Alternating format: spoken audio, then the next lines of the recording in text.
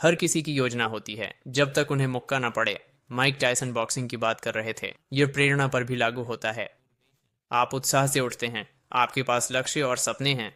फिर अचानक दिमाग कहता है, पहले एक बार स्क्रॉल कर लेते हैं, भविष्य का मैं इसे संभाल लेगा, मुझे एक बेहतर योजना चाहिए। चलो योजना बनाते हैं। पल में दिन खत्म हो जाता है, आपने कुछ नहीं किया। आप सोचते हैं, मैं ऐसा क्यों हूँ? यह आलस नहीं है, यह एक मनोवैज्ञानिक जाल है। आपका मस्तिष्क पुराने सिस्टम पर चल रहा है, यह सफलता के लिए नहीं है। और समस्या, इसमें तीन चीज़ों की कमी है: स्वायत्तता, क्षमता और संबंधता। इनमें से एक भी कमी हो तो प्रेरणा मर जाती है। सोचिए इसके बारे में। क्या आपने कोई शौक शुरू किया? शुरुआत में बहुत प्रेरित थे, शायद गिटार, कोडिंग या ड्राइंग सीख रहे थे। लेकिन समय के साथ कुछ बदल गया। शायद आपने नियंत्रण खो दिया। शायद आपको लगा कि आप तेजी से नहीं सुधर रहे, या किसी को परवाह नहीं थी। तभी प्रेरणा गायब हो गई। यह आकस्मिक नहीं है। इसे स्वनिर्धारण सिद्धांत द्वारा समर्थित किया गया है। इसे एडवर्ड देसी और रिचर्ड रयान ने खोजा था। उन्होंने पाया कि प्रेरणा कोई जादुई गुण नहीं है। यह एक प्रणाली है जिसे उन तीन स्तंभों की आवश्यकता होती है। अगर एक भी गायब हो तो प्रेरणा गिर सकती है। सोचिए, कब पूरी तरह थके हुए थे? क्या वह काम चुन रहे थे या जबरदस्ती लग रहा था? यह स्वायत्तता है। क्या प्रगति कर रहे थे या बस भटक रहे थे? यह क्षमता है। क्या इसे अकेले कर रहे थे बिना समर्थन या प्रतिक्रिया के? यह संबंधता है।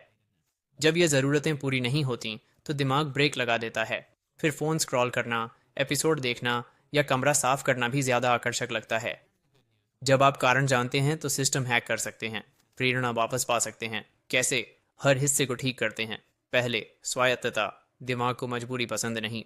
ध्यान दें कि स्कूल की किताब यातना जैसी लगती है, लेकिन अपनी पसंद की किताब मज़ेदार होती है। इसलिए अपने आप को विकल्प दें। मुझे व्यायाम करना चाहिए के बजाय क्या मुझे दौड़ लगानी चाहिए या पुशअप्स कहें। इससे आपका दिमाग सहयोग करेगा। दूसरा, क्षमता। कुछ असंभव लगे तो दिमाग पहले ही हार मान लेता है। सोचिए कि आप नई भाषा सीख रहे हैं। पहले दिन ही 50 क्रियाओं के काल मिले। पहला कदम इतना छोटा बनाएं कि असफल ना हो। निबंध के बजाय एक वाक्य लिखें। पूरी रात के बजाय एक पेज की समीक्षा करें। छोटी जीतें गति बनाती हैं। अंत में, संबंधता।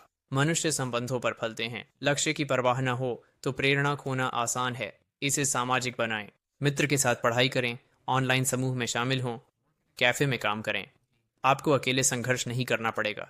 अब खुद से पूछें, इनमें से कौन आपकी प्रेरणा को सबसे ज्यादा मार रहा है? स्वायत्तता, क्षमता या संबंधता? कमी को पहचानें और ठीक करना शुरू करें। मुझे बताएं कि आपको किससे संघर्ष है, मैं पढ़ूंगा।